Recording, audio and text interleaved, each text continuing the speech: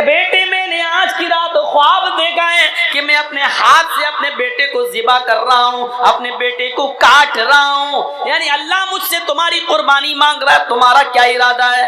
फंजुर माज़ा तरा, तुम्हारी राय क्या है? इब्राहीम अलैहिस्सलातु वस्सलाम की सालों साल कोई औलाद पैदा नहीं हुई, वो दुआ मांगते थे, रब्बे हबली मिनस सालिहीन, अल्लाह मुझे सालेह बेटा दे, अल्लाह मुझे नेक बेटा दे। 99 साल की उम्र में 86 साल 86 साल की उम्र में अल्लाह ने उनकी दुआ सुनी और उनको एक बेटा दिया, नाम रखा इस्माइल। जब वो बेटा 13 साल का हो गया तो इब्राहीम अलैहिस्सलाम ने ख्वाब में देखा, सपने में, कि मैं अपने बेटे को ज़िबा कर रहा हूँ और अल्लाह मुझसे मेरे बेटे की कुर्बानी मांग रहा है। तब अपने बेटे से उसका इजहार किया, बेटा तैयार हो गया। हजरत इब्राहीम यूं कहते हैं अपने बेटे से, या बुनैया इन्नी अरा फिल मनामी अन्नी अज़बहुका फंजुर माज़ा तरा, मेरे लगते जिगर, मेरे बेटे, मैंने आज की रात ख्वाब देखा है कि मैं अपने हाथ से अपने बेटे को ज़िबा कर रहा हूँ, अपने बेटे को काट रहा हूँ। यानी अल्लाह मुझसे तुम्हारी कुर्बानी मांग रहा है, तुम्हारा क्या इरादा है? फंजुर माज़ा तरा, तुम्हारी राय क्या है? इस्माइल अलैहिस्सलाम ने फौरन जवाब दिया, या बती फ़अल मा तुमर सतजिदुनी इंशाअल्लाहु मिनस साबिरीन। अब्बू जान, आपको आपके रब ने जो हुक्म दिया है उस काम को आप कर डालिए, इंशाअल्लाह आप सब्र करने वालों में से होंगे, इंशाअल्लाह आप सब्र करने वालों में से होंगे।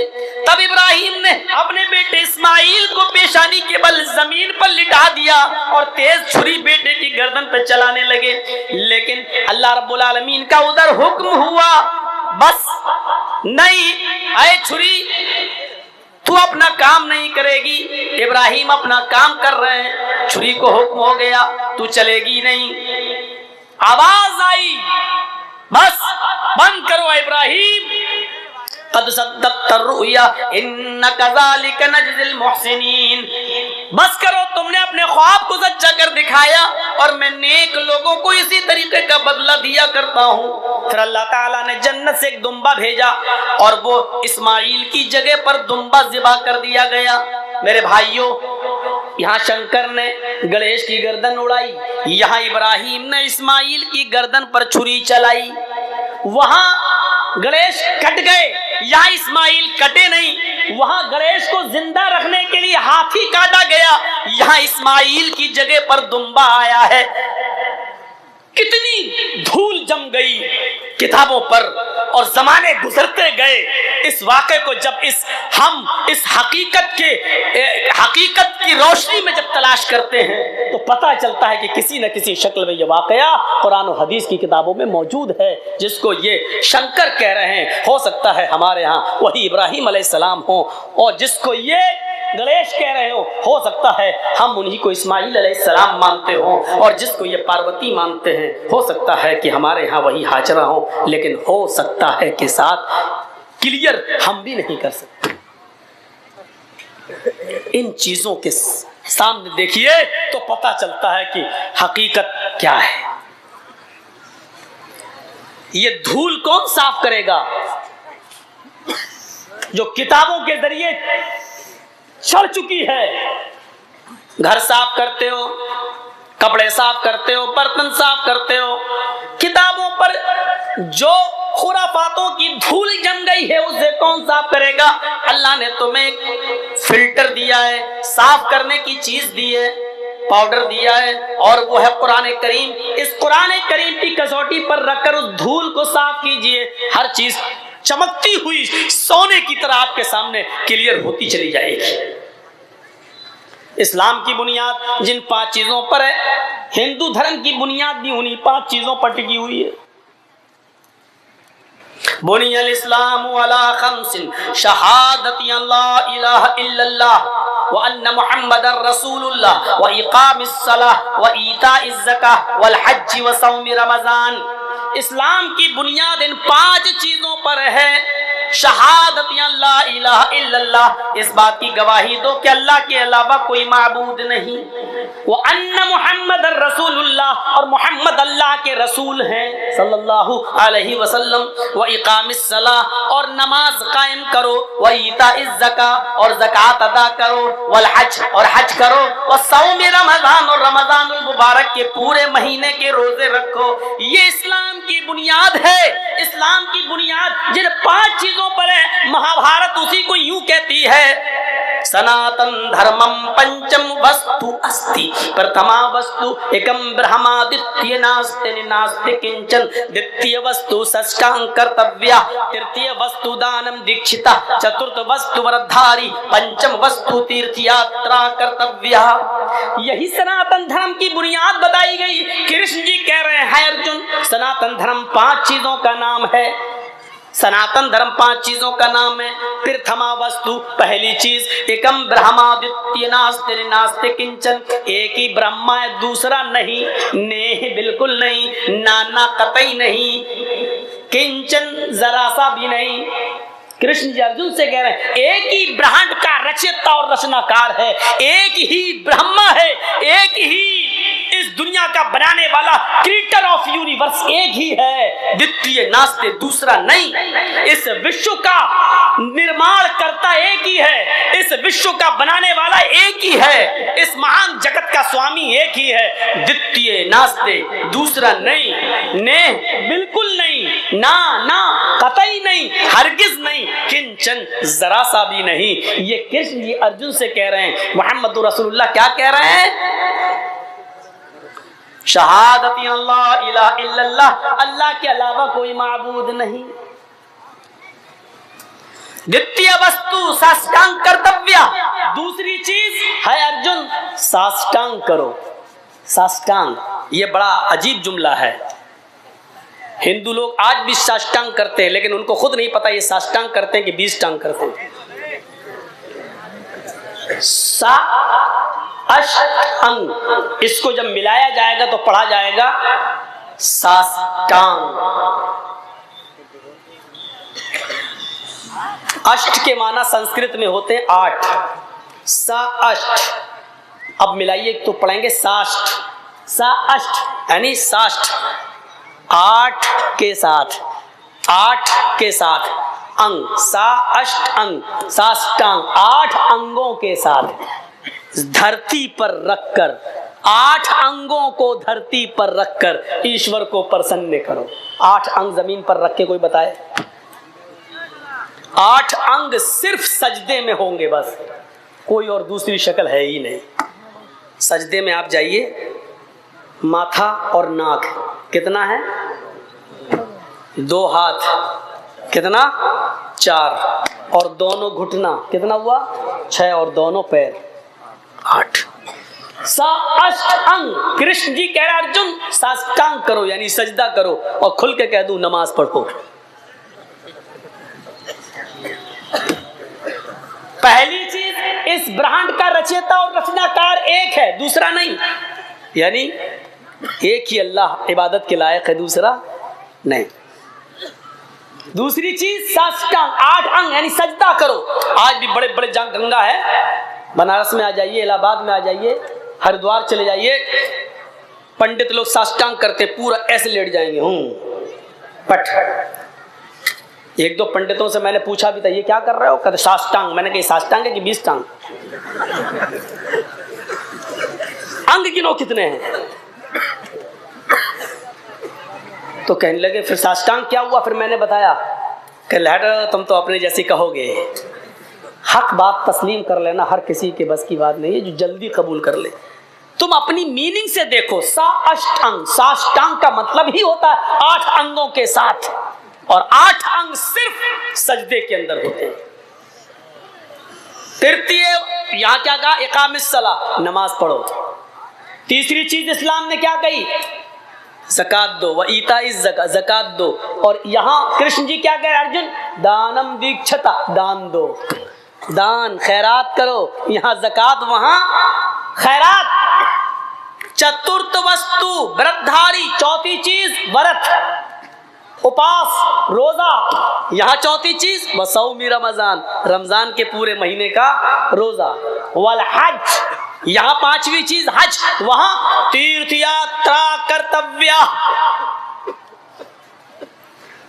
तीर्थ यात्रा करो किसी पवित्र शहर में, गंगा जलेश्वर भवती, जहां गंगा का पवित्र जल मौजूद हो, ऐसे शहर में चले जाओ जहां गंगा का पवित्र जल मौजूद हो। हाँ, आगे का मतलब बड़ा अजीब है, वो समझना पड़ेगा। स्नान कर्तव्य, उसमें डुबकी लगाओ ताकि तुम्हारे पाप मिट जाएं। ये चीज समझने की है। कृष्ण जी कह रहे हैं पांचवी चीज तीर्थ यात्रा करो, यानी अपना शहर छोड़कर किसी पवित्र शहर चले जाओ, गंगा जलेश्वर भवती, जहां गंगा का पवित्र जल मौजूद हो। स्नानम कर्तव्य, उसमें स्नान कर लो। इसी वजह से हिंदू भाई गंगा में डुबकी लगाते हैं ताकि पाप मिट जाएं। तो मेरे भाइयों, श्रीमद् भागवत गीता के अध्याय 6 और मंत्र नंबर 10 देखिए। योगी युज्जीत सततमात्मानं रहस्य स्थिता एकाकी अच्युताति निराशीर परिग्रह। इसमें पहला ही शब्द योगी आया है, लेकिन आप लोग यूपी वाला योगी मत समझना, ये श्रीमद् भागवत गीता वाला योगी है और यूपी वाला योगी नहीं है, ढोंगी है। दोनों में फर्क है। योगी युज्जीत सततमात्मानं रहस्य स्थिता, ईश्वर की जब पूजा करो तो योगी बन जाओ। योगी, योगी युज्जीत सततमात्मानं रहस्य स्थिता, ईश्वर की जब पूजा करो तो पूरे शरीर का योग करो। पूरे शरीर का योग सिर्फ नमाज में होता है। देख लीजिए आप करके। हिंदू धर्म में क्या होता है, मूर्ति के सामने खड़े हुए ओम नमः शिवाय, सिर्फ गर्दन का योग हो रहा है बस, पूरे शरीर का नहीं। पूरे शरीर का योग अगर देखना है तो आओ नमाज में। देखिए ये हाथ हिल रहे हैं, अल्लाह अकबर, ये हाथों की एक्सरसाइज, पॉजिटिव रेजेस दौड़ रहे हैं। फिर आपकी गर्दन सजदे की जगह पर, सर्वाइकल का सबसे बेहतर इलाज। लेकिन ऐसा ना हो, ऐसे करेंगे आप नमाज पढ़ रहे हैं, घड़ी देखेंगे, इमाम साहब सूरह बकरा पढ़ना शुरू कर दिए, आप घड़ी देखें कितनी लंबी सूरत पढ़ रहा है, तब नहीं। आप ऐसा अल्लाह अकबर।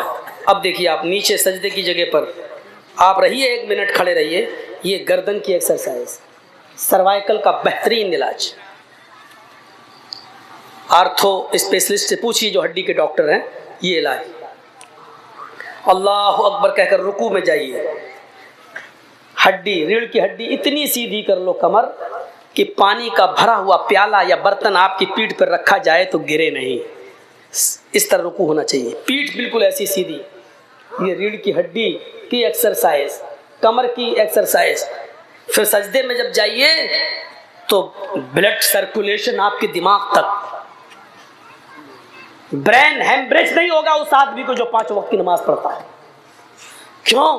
क्योंकि 5 वक्त इंसान जब सजदा करेगा तो सजदा एक ऐसी जगह, आप खड़े हैं, सर्कुलेशन ब्लड का दिमाग तक नहीं जा पा रहा है, या जो स्पीड आपके दिमाग को खून की चाहिए, खून की जो रगे हैं दिमाग की, वहां जो खून पहुंचना चाहिए जितना, हालत स्टैंडिंग में खड़े होने की हालत में नहीं पहुंच रहा। जब आप सजदा कर रहे हैं तो ब्लड का सर्कुलेशन आपकी दिमाग की नसों तक पहुंच रहा है। ये ब्रेन हेमरेज से आपको बचाता है और आपके दिमाग और भूल चूक की बीमारी से आपको दूर रखता है। ये पूरे शरीर का एक्सरसाइज सिर्फ नमाज के अंदर।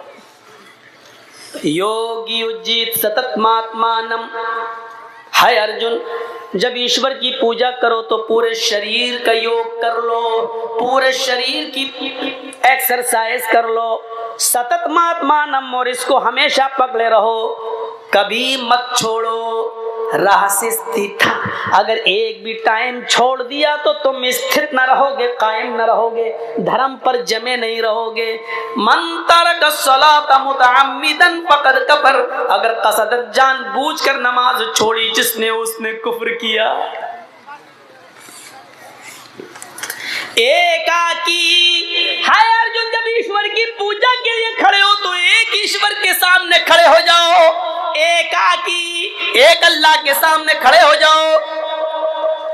यच्चत्तात्मा, और अपनी आत्मा को उसी की तरफ लगा दो, पूरा दिमाग उसी की तरफ लगा दो। देखिए अल्लाहु अकबर, पूरा दिमाग वही लगना चाहिए, ऐसे ऐसे नहीं।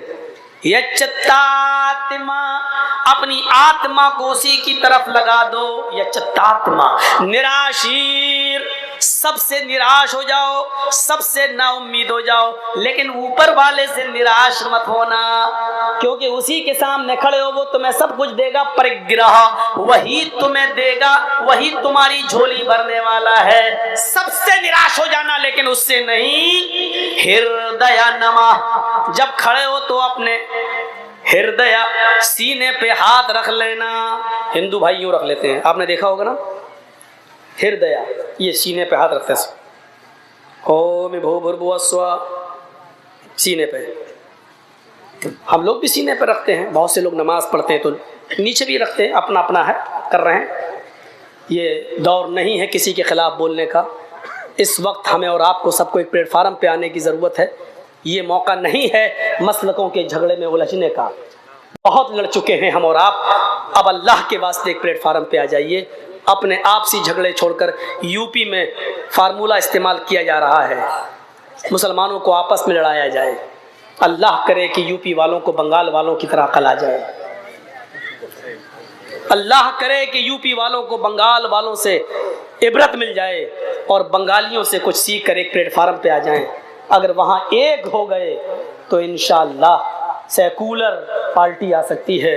और अगर हम बट गए तो मैंने कभी कहा था कि तुम तो राजा नहीं बन सकते हो, मुसलमानों तुम तो राजा नहीं बन सकते हो, लेकिन हकीकत ये भी है कि तुम्हारे बिना कोई दूसरा भी राजा नहीं बन सकता है। अगर तुम अपनी ताकत को पहचान लो तो वहाँ बांटने की कोशिश की जा रही है, बंटवारा किया जा रहा है, मसलकों पे भी बांटने की कोशिश की जा रही है। अल्लाह ताला हम तमाम मुसलमान भाइयों को एक प्लेटफार्म पे कायम फरमा दे। इस वक्त इस दुआ की ज़रूरत है। तो कोई ऊपर बांधता है, कोई नीचे बांधता है, लेकिन हृदय, कृष्ण जी क्या कहते हैं, सीने पे हाथ रख लो। नमा, सर सजदे की जगह पे झुका लो। नमा, सर नीचे झुका लो। हृदय नमा, और उसके बाद क्या पढ़ो, महिदेवस्य सवितु परिष्टुति वसुर्दयमाना नये सुपथराय अस्मान। मंत्र भी देखिए, अपने हाथों को सीने पे रख लो। हिंदू ऐसे रखता है, हम लोग ऐसे रख लेते हैं। नमा, अपनी आंखों को सजदे की जगह पर नीचे झुका लो।